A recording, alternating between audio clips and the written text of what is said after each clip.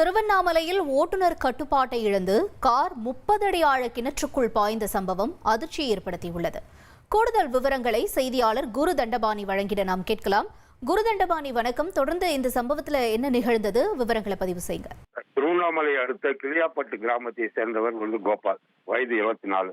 இவர் தனது சொந்த வேலை நிமித்தமாக வள்ளிவாகை பகுதிக்கு காலையில் சென்றுவிட்டு திரும்பவும் தனது வீட்டிற்கு திரும்பி வந்து கொண்டிருந்தார். அப்போது சாலனந்தல் பகுதியில் வந்து கொண்டிருக்கும் போது வளைவில் அந்த காரை அவர் திருப்ப முயன்றார். அந்த திருப்பத்தின் போது அந்த சாலையின் வளைவில் இருந்த ஒரு 30 அடி ஆழ கிணற்றில் அவரது கட்டுப்பாட்டை மீறி அந்த கார் கிணற்றில் பாய்ந்தது. இதை கண்டு அக்கம் பக்கத்தினர் ஓடி கிணற்றில் தத்தளித்துக் கொண்டிருந்த கோபாலை மீட்டார்கள். கோபால் சிறிய காயத்துடன் உயிர் தப்பினார்.